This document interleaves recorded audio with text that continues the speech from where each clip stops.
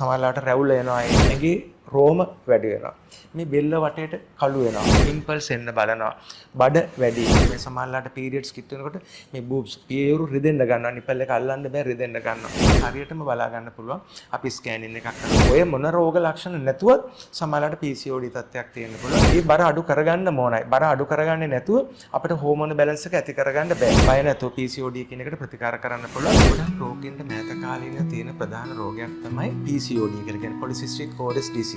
සහ PCOS polycystic ovarian syndrome. මේ syndrome කියන රෝග අවස්ථාව රෝගීන්ට අඩුයි. disease කියන එක තමයි තියෙන්නේ. මම මුලින්ම පැහැදිලි කරන්න මේ disease සහ syndrome අතර තියෙන වෙනස. syndrome එකක් කියලා කියන්නේ මේ රෝග ගානක එකතුවක්. disease කියලා කියන්නේ ඒක විතරයි ලෙඩේ. ඔන්න ඔය දෙක අතර වෙනසක් තියෙනවා. සමහරවිට syndrome කියන එක ඥානමය හේතුකුත් බලපාන්න පුළුවන්. ඒවත් තියෙනවා කියලා. එතකොට මේ ඔය PCOD වලදී කියන දෙයක් තමයි ඩිම්බ මෝරන්නේ නැහැ කියන එක. ඩිම්බ මෝරන්නේ නැහැ කියලා කියන්නේ මොකද?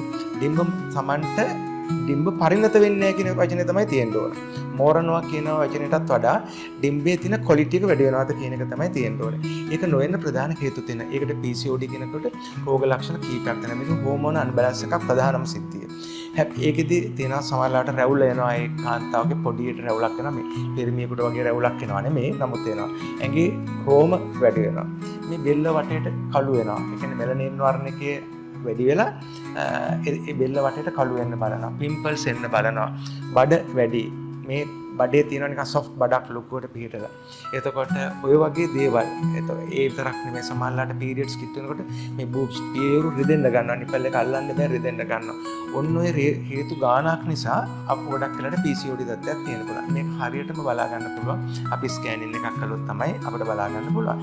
හැබැයි ස්කෑනින් එකෙන් නැතුව මම අර ඉතුරු කියපු රෝග ලක්ෂණ රෝම එන්නේ නැති එක, එතකොට රැවුල වෙන්නේ නැති එක, එතකොට බෙල්ල කළු වෙලා නැහැ, පිම්පල්ස් එන්නේ නැහැ. ඔය මොන රෝග ලක්ෂණ නැතුවත් සමහරවිට PCOD තත්ත්වයක් තියෙන්න පුළුවන්. ඒකට වෙන්න ඕනේ මම හිතන විදිය තමයි අර ප්‍රොජෙස්ටරෝන් විතරක් දීලා බෙහෙතක් දීලා හෝමෝන ඩ්‍රග් එකක් දීලා ප්‍රමාණාත්මකව ඩිම්බේ ලොකු කළා වැඩක් නැහැ.